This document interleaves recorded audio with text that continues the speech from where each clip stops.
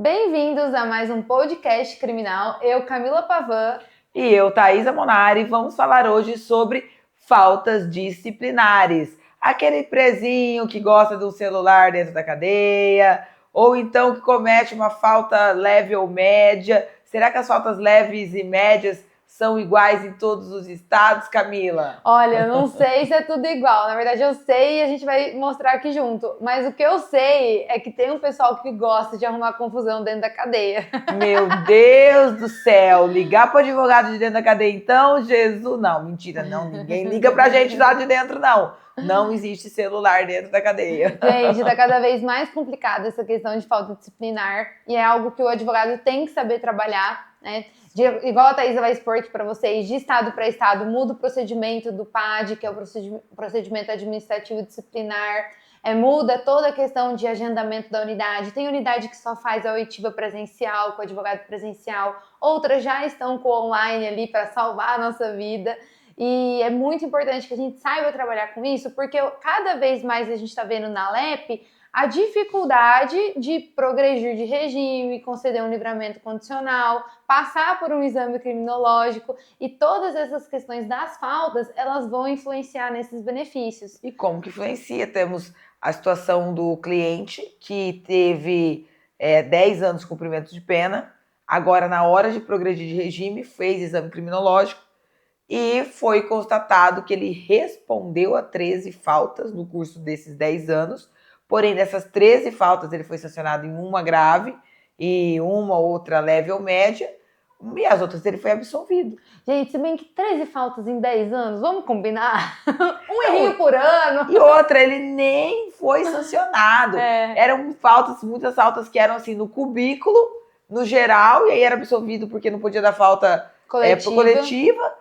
E acabava, pelo amor de Deus, tem que considerar que o cara efetivamente foi condenado. Porque quando a gente fala condenado, ele na falta, na LEP, é a mesma coisa. Do mesmo jeito que o cara ele é condenado na ação penal, ali na LEP, se ele responde uma falta, ele vai ser condenado ou absolvido da falta. Então é muito importante a gente saber trabalhar com essa questão da falta, saber que tem o contraditório, que tem ampla defesa, tem o indúbio pro réu, tem que ter o princípio da legalidade. Então, se a falta não está prevista na lei, no estatuto penitenciário do Estado, não tem como sancionar a pessoa por algo que não está previsto antes. Essa questão entra muito no uso do celular no trabalho externo, lembra que a gente teve umas defesas nesse sentido? Sim. Então, assim, é muito importante o advogado saber trabalhar com isso. Thaisa, qual é o primeiro passo para o pessoal, para eles tomarem conhecimento de um básico, assim, sobre as faltas? Na verdade, as faltas, elas envolvem... Fazer seu curso. Sim. Tem um tópico específico de faltas disciplinares dentro do Dominando Execução Penal. Tô brincando, mas é sério. Porque tem que ter. Muitos advogados não sabem como agir, por exemplo, para fazer a defesa no PAD, que é o procedimento administrativo disciplinar. Então, quando o preso ele comete uma falta, a gente não sabe se ele cometeu falta leve, média ou grave. Quem vai definir isso é no julgamento do conselho. Então, dentro das unidades prisionais existe um conselho que vão apurar essa falta. Cada local tem um procedimento, mas em regra, em suma, existe o comunicado que o agente ou o chefe de segurança vai comunicar ao diretor: olha, esse preso cometeu essa falta, que é o boletim de ocorrência da falta, e aí o preso tem que ser ouvido, o guarda envolvido vai ser ouvido, colocar a declaração, o preso vai ser ouvido, e aí é obrigatório que tenha a presença de advogado, não pode ser ouvido sem advogado, e aí vai para a parte da defesa, que é a parte do julgamento desse PAD, desse procedimento. Então, nesse julgamento, o advogado pode fazer defesa, o advogado pode pedir produção de prova. Eu quero que ouça tal preso que viu lá como testemunha. Câmera de segurança da unidade. Câmera de segurança da unidade. Eu posso apresentar documentos também. Então, o advogado ele pode produzir prova. E aí, é feito um julgamento. E nesse julgamento é bem legal, que é como se fosse uma audiência mesmo. Então, tem lá o analista, vamos dizer assim, que é o agente que cuidou da falta, colheu as oitivas, tudo. Então, ele vai fazer a leitura ali para os demais membros. Aí tem o chefe de segurança que não vota, ele é o Ministério Público, então ele opina, ele fala, ó, eu falo que esse preso cometeu a falta tal, falta grave tal, no artigo tal, por causa disso, disso, disso. Aí abre para defesa, a gente faz a defesa do preso, fala, não, eu peço absolvição, porque não foi, não tem prova, desclassificação, existem N teses que dá para ser utilizada, e aí o conselho vota. Quem que é formado o conselho? Pedagogia, um representante da pedagogia, um representante do setor social, um representante da parte de trabalho, né, trabalho, estudo, e também do setor da psicologia, né, o psicólogo. Então, esses quatro votam. E tem que ter o diretor, porque o diretor, ele é como se fosse o presidente da sessão e ele desempata. Se a votação der, ele desempata. Desclassificou, pegou falta média ou leve, eu posso fazer o recurso administrativo ali, ou, como ela não gera muita consequência, a gente às vezes acaba deixando. Existe um instituto chamado remissão, que daí não é a nossa remissão de pena. É a remissão com 2 S's, que é aquela de pedir perdão. Isso, que se ele for primário na falta e for falta leve ou média, ele pode pedir a suspensão, o sursis. É o sursis da falta. Ela fica suspensa por 30 dias, se ele não cometer nenhuma outra falta, ele não responde e é como se ele não tivesse tido a falta. Então, existe isso. E aí, se aplicar grave, aí vai para o judicial. É legal que a Thaisa falou aqui que é obrigatória a presença de advogado. E o que a gente vê muito é que a maioria das oitivas, elas são feitas com voluntários dentro das unidades, ou um defensor público, né? Lógico que depende de qual unidade a gente está falando, de região para região. Mas é importante a gente também sempre orientar nosso cliente, e a gente sempre faz isso aqui no escritório, que, fulano, se acontecer alguma coisa e você for chamado para ser ouvido, você fala, eu tenho advogada e eu quero ser ouvido na presença da minha advogada. Quem que é advogada? Já saiba o nome da sua advogada. E o telefone. Porque isso vai ser importante. Então, assim, não ser ouvido por qualquer um, se você realmente tem um advogado, né? Não que o advogado que está lá é qualquer um, mas se você tem um advogado, você confia naquele advogado. Então, você tem o direito de exigir que seja ouvido acompanhado da pessoa que você confia. E isso é muito interessante porque muitas vezes eles querem realmente dar conta do volume de faltas, de oitivas que tem para resolver e acabam não oportunizando de imediato. Mas se o preso fala, eu tenho advogado, eu quero ser ouvido com o meu advogado, ele tem esse direito. Sim, e aí uma dúvida muito frequente, Camila, dos meus alunos e que eu vejo das pessoas, é como que eu sei se o meu cliente já foi ouvido ou não foi, e se o meu cliente já foi ouvido sem a minha presença, o que eu posso fazer? Então, o que eu sempre oriento? Soube que o cliente está respondendo uma falta, como que eu sei? Geralmente ele vai ser isolado, porque daí existe o isolamento preventivo por 10 dias, porque as sanções elas só podem ser até 30 dias. O que são as sanções? Isolamento, perda de regalias, de visitas. Então, as sanções elas só podem durar até 30 dias.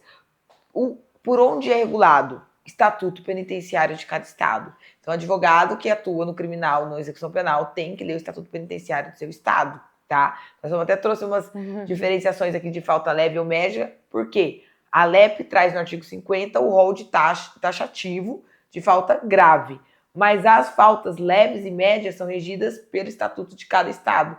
Então, tem falta média e leve que você vai ver no estado que não existe no outro. A gente estava observando aqui antes de começar, a Thaisa falou assim, vê quantas faltas leves tem no Estatuto do Paraná, que acho que você tá com o de São Paulo aí na mão? Tô com o de São Paulo.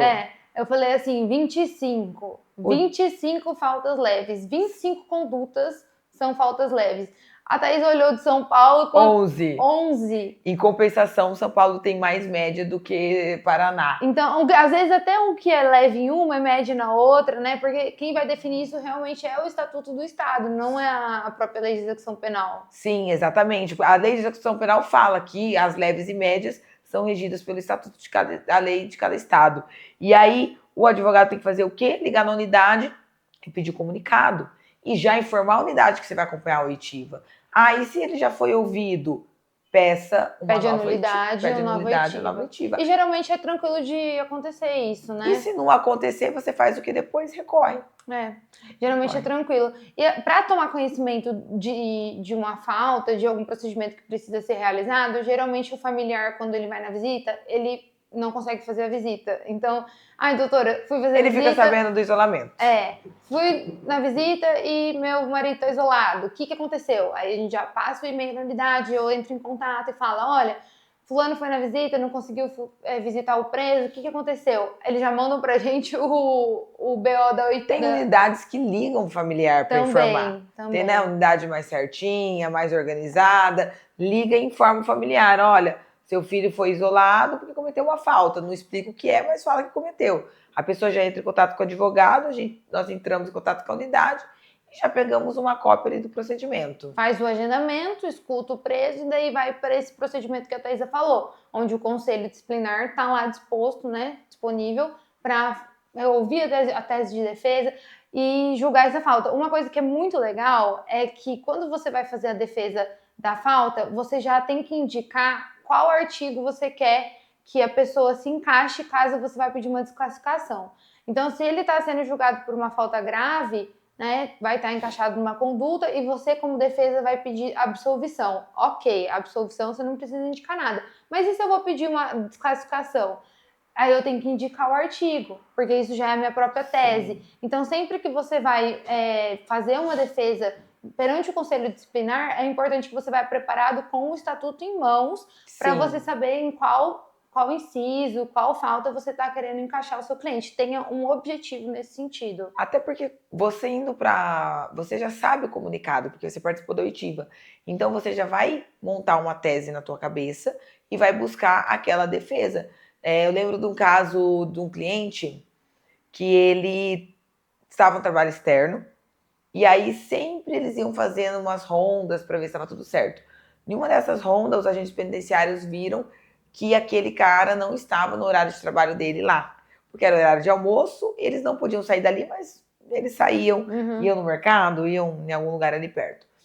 E quando ele retornou no final da tarde com o ônibus, tudo, o pessoal do trabalho, ele foi levado para o fechado e foi porque foi lançada uma fuga para ele. Foi lançada uma fuga. E aí tem uma falta média no Estatuto do Paraná que diz ausentar-se do trabalho sem permissão. Do canteiro, né? Do canteiro de trabalho sem permissão. Então tá especificamente lá. Quando eu fui defender ele, eu defendi isso. Eu falei, olha, ele não se evadiu. Tanto que ele voltou no final do dia com o ônibus, né, da coleta do pessoal, tudo. Ele cometeu a falta média de se ausentar sem permissão. Não, porque é fuga, porque é fuga, porque é fuga. Beleza, deu a grave na unidade, foi pro juiz, o juiz fez o quê? Foi uma falta média. Então, gente, muito importante isso que ela falou agora, porque quando é aplicada uma falta grave, a gente precisa passar essa falta por crivo do contraditório perante o juiz da VEP. Isso. Então, é importante que seja feita também uma defesa perante os autos da VEP. Nesse sentido, a gente precisa ter uma homologação, né, dessa falta ou uma desclassificação, uma absolvição, igual a Thaisa falou. Thaisa, quando a gente tem essa falta grave, é homologado pelo juízo, quais as consequências dessa homologação no cumprimento de pena?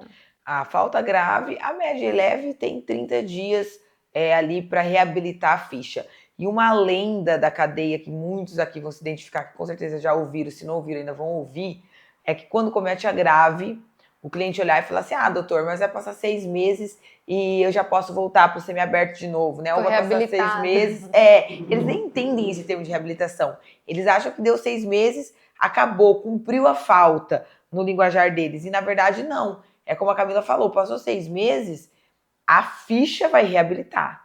E depende, 6 meses é no Paraná, São Paulo é 1 ano para reabilitar. Então existe a reabilitação da ficha para que aquela falta ele não conste mais lá como um mau comportamento. E só que a consequência principal altera a database. Então, se o cara está cumprindo, vamos dizer que o cara está cumprindo pena desde 2015, né? Ele tem aí 15 anos para cumprir.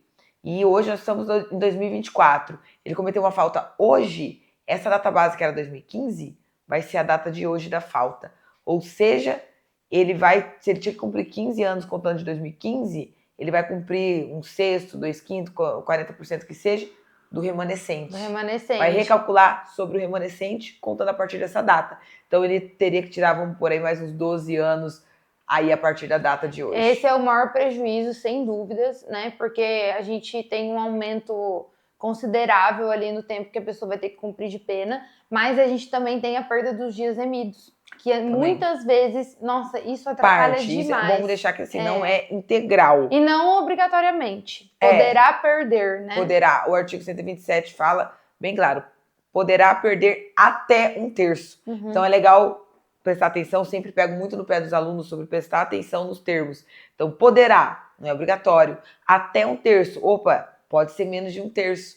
Então às vezes 1/3 é muito exagerado. Eu posso falar, ó, juiz, é até 1/3. Já aconteceu várias vezes, assim, principalmente nos casos de violação, que a gente precisa justificar e tudo mais. Lógico que a gente tá falando de... É que descumprir a tornozeleira também é uma falta, né? É uma falta, sim. Então, já que a gente tá falando de falta, eu vou falar dessa, que é o que mais acontece aqui no escritório.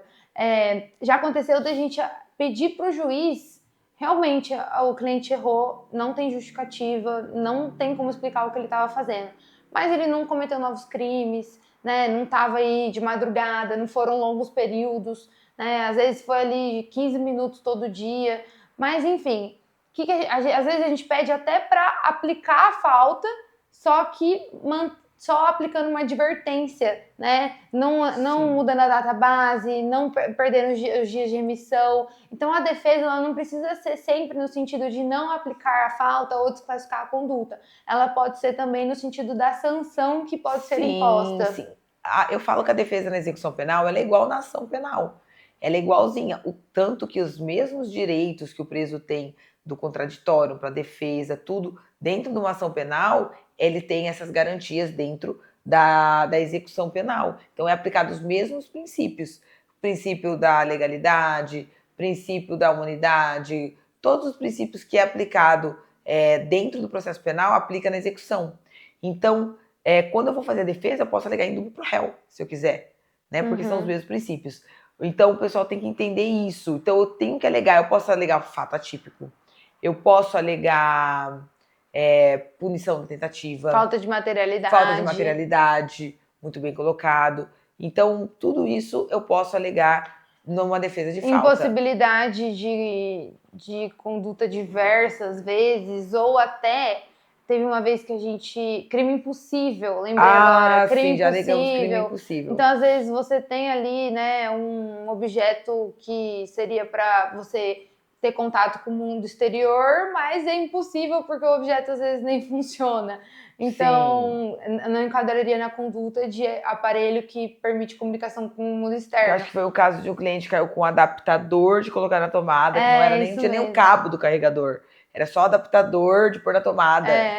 Então, assim, tem várias teses que a gente pode trabalhar. E o que a gente pode levar desse podcast de hoje, que eu acho que é muito importante, né? Para você que quer atuar na parte de execução penal, é importante você conhecer sobre as faltas disciplinares. E o primeiro passo é conhecer o Estatuto Penitenciário do seu estado. O segundo passo, comprando o meu curso.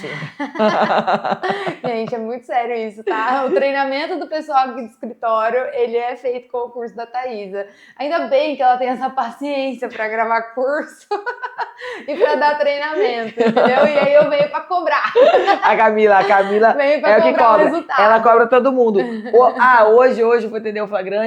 E o cliente falou, doutora, inclusive eu tô te devendo, né? Quanto que eu tô te devendo? Você não me cobra. Eu falei, não seja por isso. Eu vou passar pra Camila, ela te cobra mais rápido. E aí chegou aqui no escritório, que ele veio assinar a procuração, ele virou pro colega dele e falou assim, essa daí é a que cobra. Ele falou?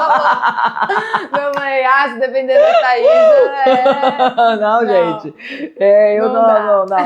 Não dá. Mas é assim, aí essa questão de cobrar que eu digo também, não só no financeiro, mas essa questão de ensinar e tudo mais, né? E daí eu venho pra cobrar os resultados, assim, não, essa pessoa tá errada, você vai lá ver o curso dela de novo. Não, eu falo, você compra o meu curso, mas a questão é mesmo de você se capacitar. Seja com o meu curso, seja com outro curso, ou seja, estudando por você mesmo, mas tem que se capacitar. E execução penal, eles são detalhezinhos. Então, a defesa em falta, às vezes uma coisa... Quantas vezes nós pegamos processo, né, Camila? que estavam com, por exemplo, defensor dativo, que não entendia de execução penal, e outra, não é só falha nos defensores. A gente vê falha até naqueles que atuam, por exemplo, locais que não tem vara especializada. Sim. Entendeu? E aí você vê juízes aplicando. Um adendo, assim, a gente tá com um caso da Federal de cumprimento de pena e a gente tá ligando lá para dar andamento e tudo mais, tudo mais. E daí a nossa estagiária falou assim, Camila, você não sabe o que aconteceu. Deu, ai meu Deus, lá vem. Eles falaram pra gente que eles não sabem nem mexer no sistema de execução penal, no seu. Então, assim, a própria Justiça Federal, né, que é o órgão público que devia estar capacitado para isso e tudo mais, é algo novo para eles. Está mudando o sistema, tá? Hoje já é unificado, mas acho que só São Paulo que não usa ainda, né? Não, infelizmente. Então, assim, se nem eles estão capacitados, a gente tem que estar buscando capacitação nesse sentido. Aí a gente brinca aqui do curso, mas é sério. Sim. Então, é algo que realmente capacita.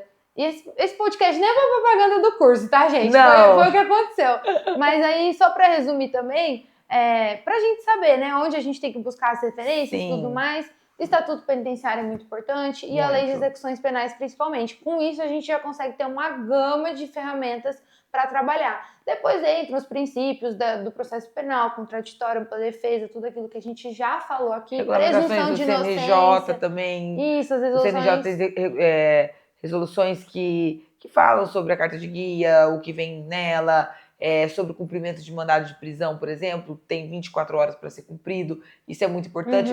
Nós fazemos ações, já ganhamos ações indenizatórias aqui no escritório por alvarás que foram cumpridos depois de 2 dias, 3 dias. Exato, porque realmente feriu ali a questão da resolução. E também, uma coisa que eu acho importante a gente destacar é que no criminal as coisas já acontecem muito rápido. Então a gente tá num flagrante, a gente já tem que agir muito rápido. A gente, né? Porque o judiciário... a gente. Mas na execução penal, eu vejo que as coisas, quando acontecem, também é mais rápido ainda. Por exemplo, a gente fez um pedido de indulto que a gente tá há muito tempo cobrando, assim, para dar andamento e tudo mais. E quando o cliente pergunta se tem que contratar advogado, gente, é para isso que contrata, tá? Não é só para fazer o pedido. Fazer o pedido e esquecer que existe. É para ficar atrás. Para ir no fórum, para dar as caras, despachar com o juiz e fazer realmente o pedido andar. E informando dos andamentos também. Mas depois que sai a decisão, às vezes a gente já consegue pedir atualização do processo e já cabe um benefício muito maior, né? Nesse caso que eu estou citando, coube ali um pedido de indulto, foi concedido e logo em seguida a gente já conseguia colocar um livramento condicional. Então é muito importante que a gente também tenha essa agilidade para trabalhar com execução penal.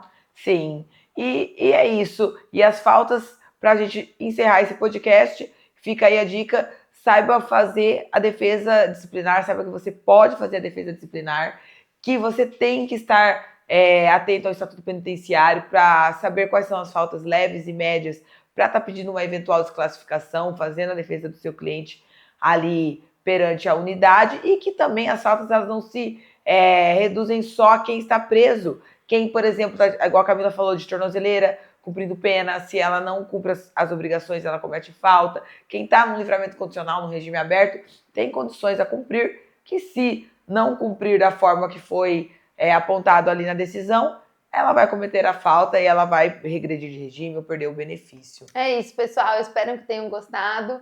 E continuem nos acompanhando, sigam as redes sociais e até mais.